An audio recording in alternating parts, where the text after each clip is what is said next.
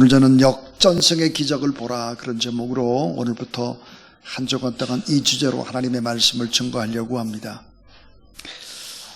이 박목월 선생님의 가정이라는 이제 시를 나누려고 하는데요. 이 시는 현실의 고통 속에 살아가는 아버지의 깊은 사랑이 곳곳에 배어 있습니다.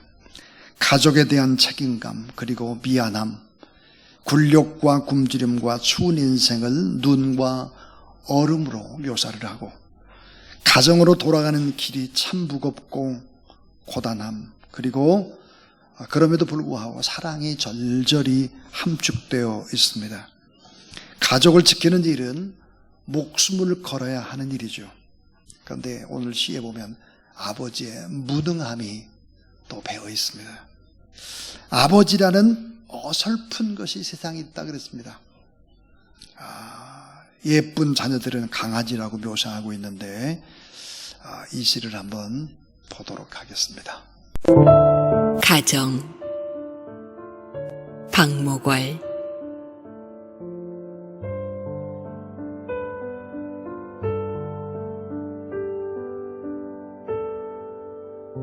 지상에는 9켤레의 신발, 아니 현관에는, 아니 들간에는, 아니 어느 시인의 가정에는 알전등이 켜질 무렵을 문수가 다른 9켤레의 신발을, 내 신발은 19문 반, 눈과 얼음의 길을 걸어 그들 옆에 벗으면 육문삼의 코가 납작한 귀염둥아, 귀염둥아, 우리 막내둥아. 미소하는 내 얼굴을 보아라.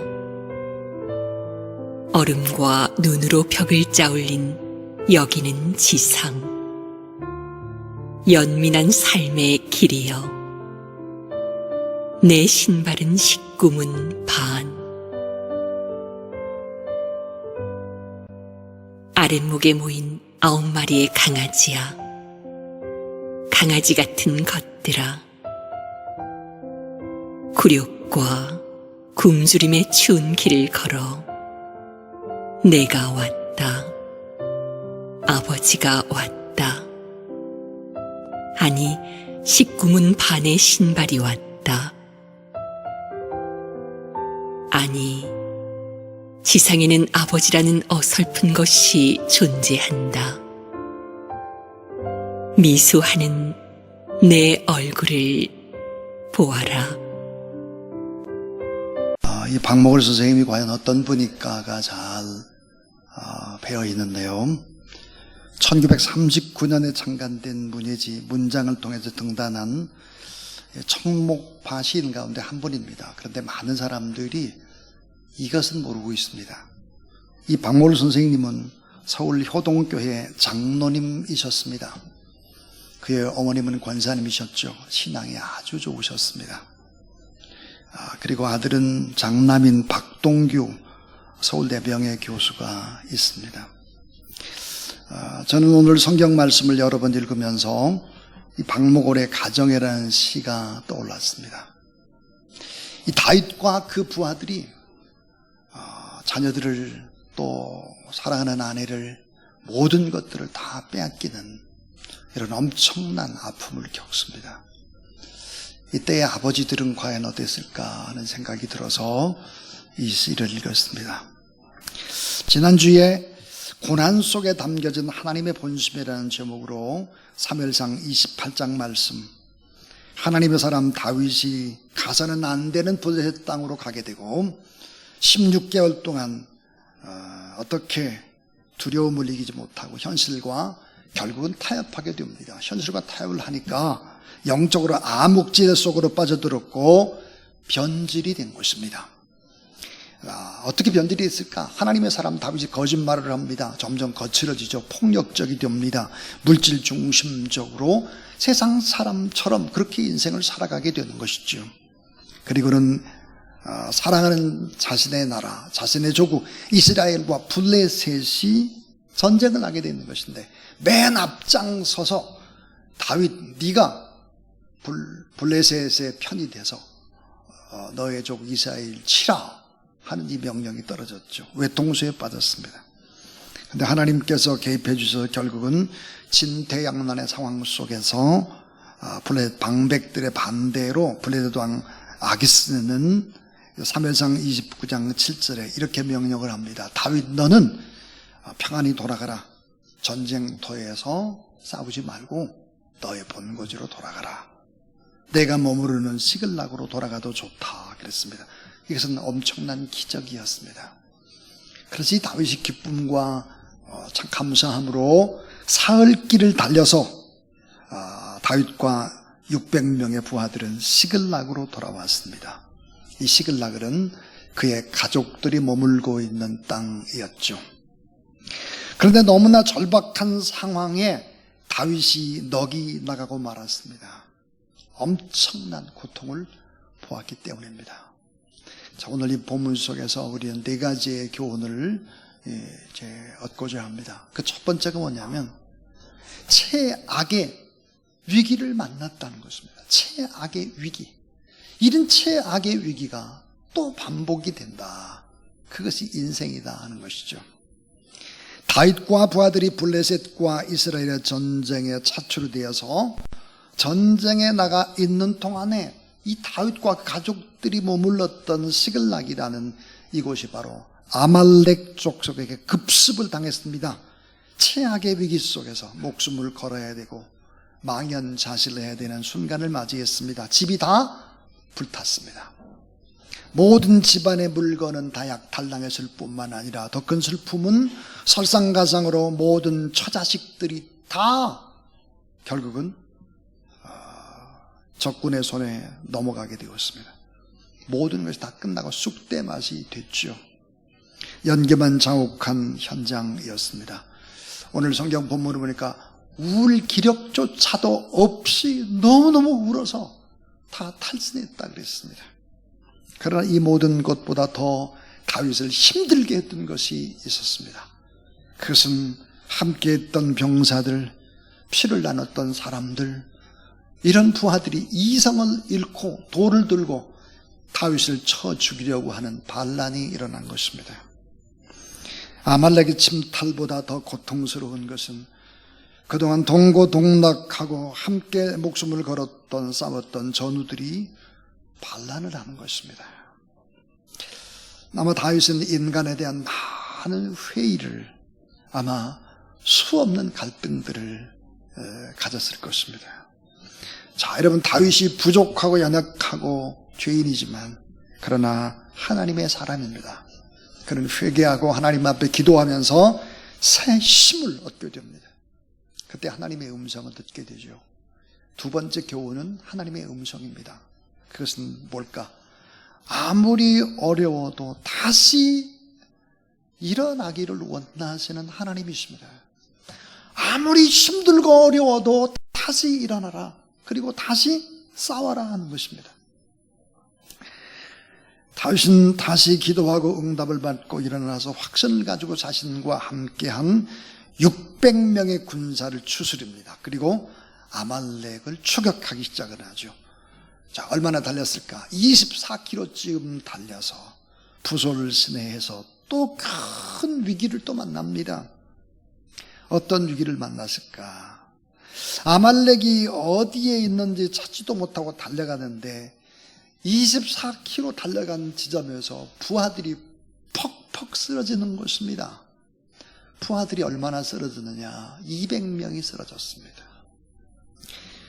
자, 이미 블레셋의 전쟁터에서 시글락까지가 1100km, 또 시글락에서 이 부솔 시내까지 24km니까 결국은 사흘 밤낮을 쉬지 않고 왔다가 또 24km를 달렸기 때문에 먹지도 못하고 자지도 못한 상태, 병사들은 지쳐서 퍽퍽 쓰러지고 말았습니다. 그러니까 병사의 3분의 1이 주저앉은 것입니다. 낙오자가 된 것이죠. 이거 어떻게 해야 될까? 탈진에 쓰러진 200명을 남겨두고 다윗은 400명과 함께 또 전진을 합니다. 사랑하는 여러분, 우리나라에 합니다. 우리 보기에는 최악의 상황.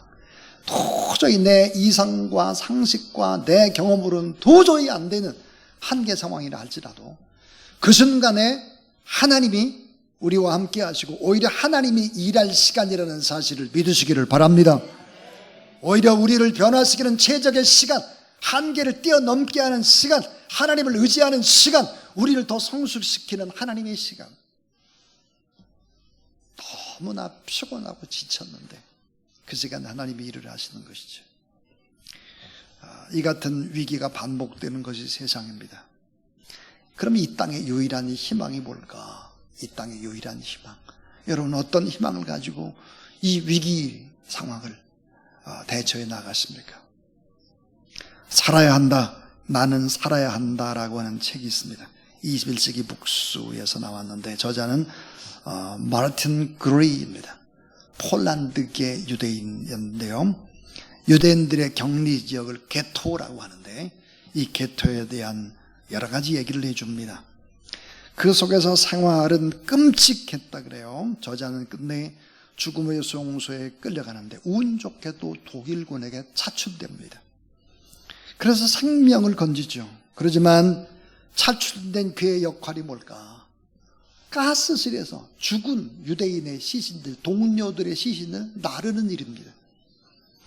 어느 날 그레이는 산더미처럼 쌓여있는 벌거벗은 시체들 속에서 한 어린 아이의 시체를 발견합니다. 그런데 놀랍게도 그 아이는 아직 죽지 않고 살아있었습니다. 자, 이 그레이가 이 아이에게 해줄 수 있는 마지막 자비, 마지막의 긍휼은 딱 한 가지였다 그랬습니다. 자기의 손으로 아이의 목을 질식시켜 목숨을 거둬주는 일이었다 그랬습니다. 저는 이 대목에서 책을 덮어버렸습니다. 그리고 이런 생각을 했습니다. 인생이란 무엇일까? 이 세상, 내가 땅을 딛고 살아가는 이 세상은 어떤 세상일까? 인간은 어떤 존재인가? 그러다가 많이 낙심하고 그랬지만 또다시 희망을 생각했습니다. 이 땅의 유일한 희망이 뭘까? 여러분, 이 땅을 살아가는 여러분의 유일한 희망이 무엇입니까? 돈입니까? 건강입니까? 그런 것이 유일한 희망이 아니잖아요. 이 땅에 사는 우리에게 유일한 희망은 하나님의 나라라는 사실을 믿으시기 바랍니다. 예수님의 부활이 한 줄기 빛이요 한 줄기의 소망이다. 이 땅의 끝이 아니라 영원한 하나님의 나라가 우리를 기다리고 있다. 예수의 부활이 영원한 하나님의 나라요, 우리의 소망을 임을 믿고 살아가는 그런 여러분들 주의 이름으로 축원합니다. 이 세 번째 교훈은 절망 중에도 반드시 희망이 있다. 반드시 희망이 있는데 주의 말씀대로 살면 반드시 희망이 있다라고 하는 것입니다. 아말렉을 추격하던 다윗의 군대는 광야에서 애굽 사람을 만납니다. 사흘 동안 먹지 못했고 물도 마시지 못했던 애굽의 병사죠. 이 더위와 굶주림에 죽기 직전의 사람이었습니다. 자, 다윗은 하나님의 말씀대로 이 이방인 나그네 먹을 것과 마실 것을 주어서 기력을 회복하도록 도와줍니다. 이런 사람, 작은 자를 섬기는 다윗 뜻밖의 놀라운 희소식이 들렸습니다. 그 희소식은 뭘까요?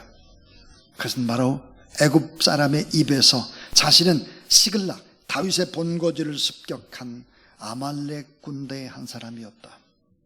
그런데 아말렉 부족의 지도자가 병들고 부상당한 지친 병사들을 버리고 갔다고 말했습니다. 이 애굽 사람은 애굽 출신의 노예였고 인간 취급을 받지 못했다 그랬습니다. 이 뜻밖의 다윗의 사랑을 받았습니다. 그리고 마음의 문을 열었죠. 이 애굽 병사는 아말렉이 어디로 갔는지를 정확하게 알고 있었습니다. 그리고 다윗과 400명의 군사들을 앞장서서 인도하기 시작을 했고, 그리고 마지막으로 부탁 하나를 합니다. 내가 당신들을 잘 이끌어서 아말렉 본거지까지 인도하겠다. 그런데 부탁이 뭐냐 그러면 자신을 죽이거나 애굽의 노예로 팔지를 말아라 그랬으면 다윗은 약속을 했습니다.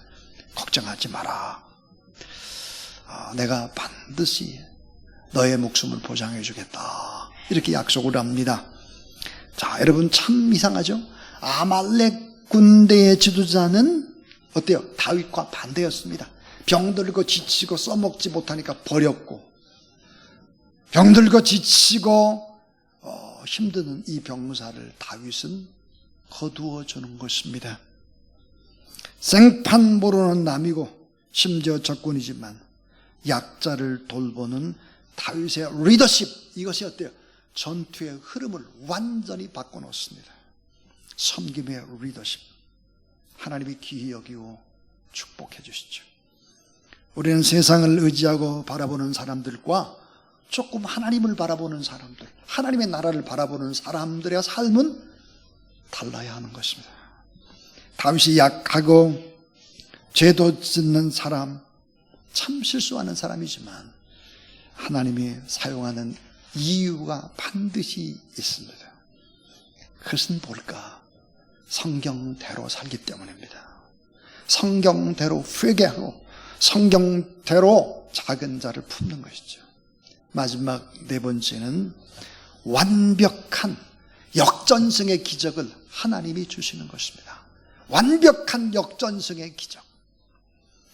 자, 애굽의 이 병사, 지쳐 쓰러졌던 병사는 기력을 회복하고 정확하게 다윗의 군사들을 이끌고 아말렉이 머물고 있는 그 군대의 수경지로 가게 됩니다. 그래서 아말렉들은 무엇을 하고 있었을까? 아말렉 지도자와 아말렉의 병사들은 뭘 하고 있었을까? 약탈해온 물건을 가지고 나누고 밤새 먹고 마시고 즐겁고 허우적대고 있었죠. 다윗의 군대의 수가 600명이라고 했습니다. 200명은 나고자요, 400명, 600명이었고, 그럼 아내와 자녀와 부모를 합치면 어때요? 다윗에게도 수천 명의 사람들이 있다고 하면 아말렉은 숫자가 얼마나 될까? 수만 명이죠. 자, 다윗과 병사들은 술 먹고 승리에 도취해 있는 아말렉을 치게 됩니다. 대승을 거두게 되죠. 역전승을 거둡니다. 이때의 기록을 사무엘상 30장 18절은 이렇게 말합니다. 빼앗겼던 것은 크고 작은 것을 막론하고, 따라하세요, 아무것도 잃은 것이 없이 모두 다 찾아왔다. 잃은 것이 아무것도 없이 다 찾아왔습니다. 참 여러분, 우리는 이런 생각을 해야 합니다. 다윗이 블레셋 땅에 숨어 들어가고 영적으로 암흑 끼었을 때 어때요? 100%를 잃어버렸어요. 다 잃어버렸어요. 아내도 뺏기고 자녀도 뺏기고 부모도 뺏기고 물건도 뺏기고 100% 잃어버렸어요. 100%. 근데 다윗이 하나님 앞에 돌아와 하나님을 의지하게 됐을 때 어떻게 됐을까? 100% 다시 얻게 됩니다. 여러분, 참 놀라운 사실은 100%만 얻은 것이 아니에요. 플러스 알파를 얻습니다. 아브라함이 100세에 난 아들 이삭을 모리아 산상에 번제물로 바치죠. 그래서 이삭이 다시 삽니다. 다시 돌아오죠. 이삭만 돌아온 것이 아니에요. 아브라함에게도 플러스 알파, 이삭에게도 플러스 알파가 있었죠. 그 플러스 알파가 뭘까요? 하나님이 살아계시구나, 하나님이 함께 하시는구나, 하나님이 나를 도와주시는가, 하나님이 도와주시면, 함께 하시면 반드시 승리할 수 있다는 이 확신을 플러스 알파로 주시는 하나님. 여러분에게도 이런 플러스 알파가 있게 되길 주의 이름으로 축원합니다. 삶에 잃었던 모든 것들을 다 회복시키시는 하나님, 승리를 주시는 하나님, 이 과정 속에 더욱더 하나님을 의지하게 하고 성숙시키는, 변화시키는 하나님의 손길, 이런 하나님의 조율하심, 하나님의 때가 반드시 있다는 것입니다. 저는 역전승의 기적을 보라, 그래서 이제 네 가지 얘기를 했습니다. 최악의 위기를 만난다. 이게 뭐 인생이에요. 이 위기에서 벗어났다 그러면 어때요? 파도와 같아요. 파도가 밀려오면 끝났겠지. 그 다음 파도가 또 밀려오죠. 이것이 인생이다. 아무리 어려워도 다시 일어나라.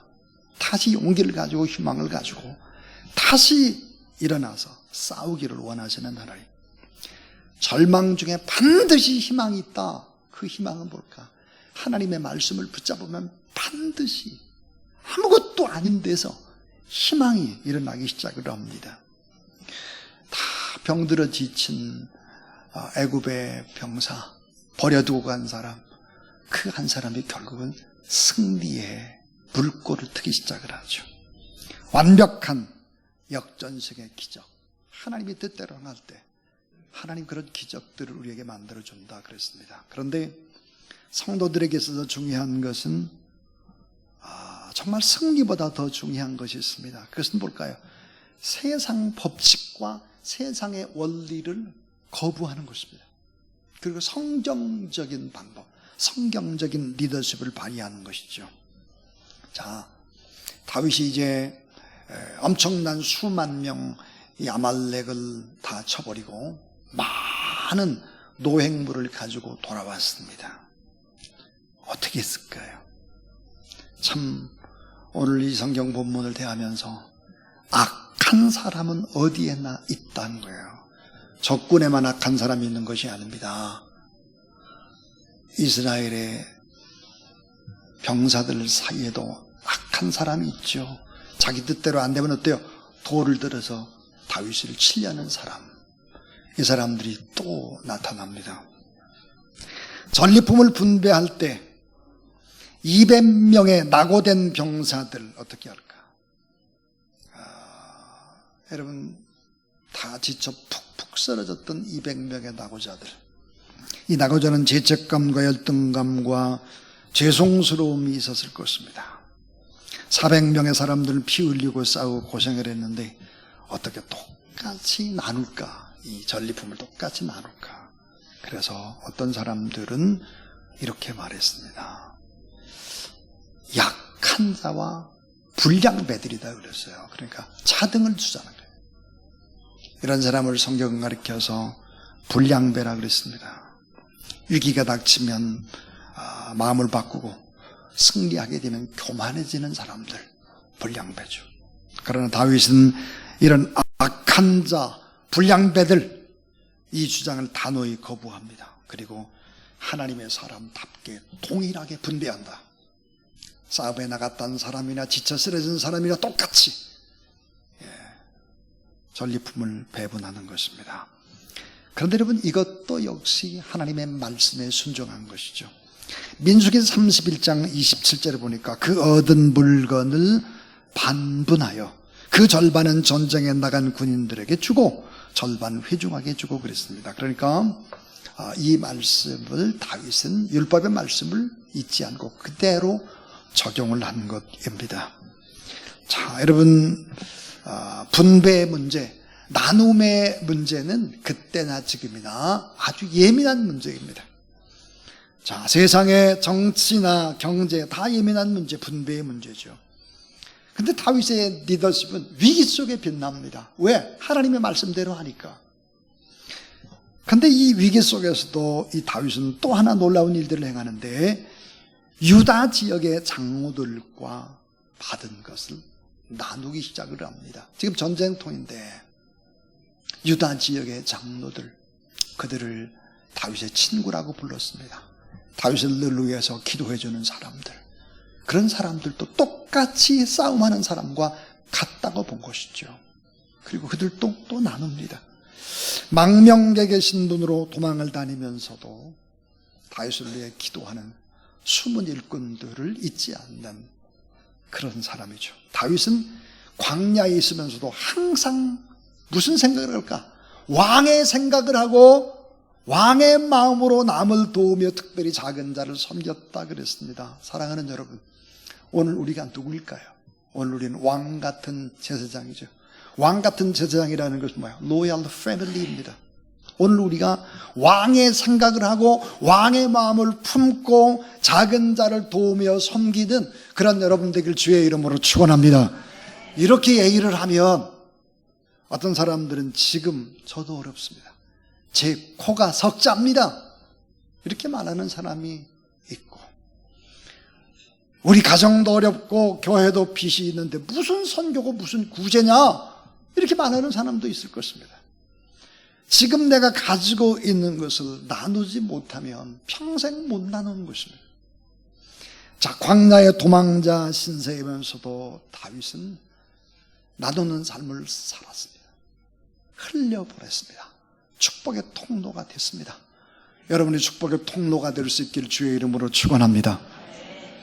사무엘상 30장 31절에 다윗과 그의 사람들이 왕래하던, 따라하세요, 모든 곳에 보내었더라. 모든 사람들에게 축복이 흘러가도록 했다는 것이죠. 자, 상황윤리, 경제윤리, 차가운 손익 계산보다는 뭐예요? 받은 은혜, 받은 사랑, 받은 축복이 너무 크다는 거죠.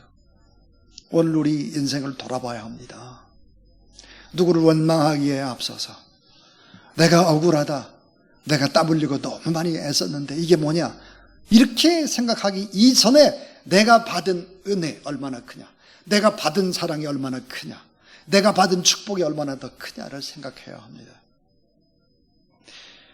찬양 가운데 이런 찬양이 있어요. 당신은 하나님의 언약 안에 있는 축복의 통로. 따라하세요. 당신을 통하여서 열방이 주께 돌아오게 되리. 여러분, 크리스찬에게서도 너무 인색함은 불신앙입니다. 너무 인색함은 불신앙인 거예요. 왜 그럴까요? 예수 그리스도의 십자가를 생각해 보세요. 하나님의 모든 것 대신 예수 그리스도를 우리 위해서 내어주셨습니다. 다 주신 그 십자가는 무엇일까요? 축복의 통로예요. 십자가는 뭘까요? 역전승의 장소입니다. 역전승. 왜 우리에게 어려움이 찾아왔을까? 작은 자, 소외된 자, 가난한 자에게 손을 펴지 않았기 때문은 아닐까? 우리의 우물에서 더 이상 맑은 샘물이 나오지 않는 것은 우리가 계속 퍼내야 되는데 퍼내지 않고 자꾸 내 안에 둑을 쌓기 때문은 아니었을까? 왜 우리의 기도는 응답이 되지 않을까? 흘려보내지 않으면 기도 응답이 안 되는 것입니다. 광야 생활, 다윗은 고통 중에도 위기 중에도 축복의 통로가 됐습니다. 물질과 사랑과 섬김과 중보 기도를 통해서 흘려보낼 때 또 다른 하나님의 새로운 은혜의 풍성 축복으로 함께 했습니다. 여러분, 구약 성경에 보면 약자들의 눈물을 닦아주는 사람들, 약자들의 눈물을 닦아주는 교회, 약자들을 하나님의 손길을 어떻게 배려할까? 여러 책에 나오는 약자에 관한 규례를 보면 언제나 감동적입니다. 하나님은 약자를 돌보라는 명령에 대해서 구체적인 지침을 주고 있습니다. 추수할 때 곡식단을 옮기다가 떨어진 이삭은 줍지 말아라. 열매를 딴 후에 가지에 남은 것, 자, 있나 없나 살피지 말고 남겨둬라. 내가 곡식과 열매를 거둬 가난한 이에게 주어도 될 텐데 받는 이의 자존심을 생각해서 내가 직접 나누지 말고 가난한 자가 밤에 몰래 와서 따도록 내버려두라는 거예요. 사랑하는 여러분, 하나님께서는 제사를 지낼 때도 빈부의 차이에 따라 제물을 배정할 것을 얘기했습니다. 형편이 되는 사람은 양을 잡아서 바쳐야 했지만 가난한 사람들은 비둘기, 이것도 바칠 수 없으면 작은 곡물 몇 알이라도 바치는 것입니다. 사랑하는 여러분, 가난하면 사람들에게 멸시를 받습니다. 그러나 하나님은 그렇지 않습니다. 하나님을 믿는 교회, 하나님을 믿는 사람들이 그렇게 인생을 살아서는 안 된다 하는 것이죠. 이사야 58장 6절부터 11절에 보니까 놀라운 하나님의 말씀이 있습니다. 왜 기도가 응답이 안 되나? 왜 금식 기도하는데 왜 하나님이 하늘의 축복의 문을 열지 않나? 그 이유를 설명합니다. 내가 기뻐하는 금식은 흉악한 결박을 풀어주며 멍에의 줄을 끌어주며 압대장한한 자를 자유하게 하며 모든 멍에를 꺾는 것이 아니겠느냐. 또 아주 중요한 말, 줄인 자에게 내 양식을 나눠주며 유리하는 빈민을 집에 들이며 헐벗은 자를 보면 입히며 또 내 골육을 피하여 스스로 숨지 아니하는 것 아니겠느냐 그랬습니다. 자, 따라하세요. 그리하면 이렇게 하면 어떤 일이 벌어질까? 내 앞길이 새벽빛처럼 환히 비춰질 것이고 내 치료, 내 몸의 치료와 회복이 급속할 것이고 그 다음에 하나님의 영광이 내 뒤에 호위한다 그랬어요. 그리고 내가 부를 때 나 여호와가 응답하겠다 그랬습니다. 사랑하는 여러분, 약자의 눈물을 닦아주는 사람, 그리고 그 사람이 기도할 때 하나님이 반드시 응답을 주시는데 어떻게 응답을 주실까? 제가 아주 좋아하는 이사야 58장 11절, 여호와가 너를 항상 인도하여 메마른 곳에서도 내 영혼을 만족하게 하며 내 뼈를 견고하게 하리니. 따라하세요. 너는 물된 동산 같겠고 물이 끊어지지 아니하는 샘 같을 것이라. 사랑하는 여러분, 우리가 너무 인색하면 불신앙과 같은 것입니다. 우리는 조금 좀 생각이 넓고 커야 할 것입니다.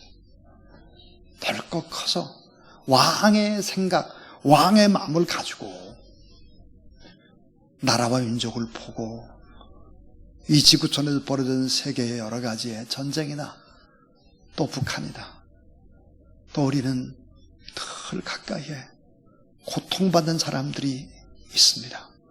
주님의 마음으로 이 일을 품고 나가는 여러분이 되고 그런 자랑스러운 주사랑교회가 될 수 있기를 주의 이름으로 축원합니다.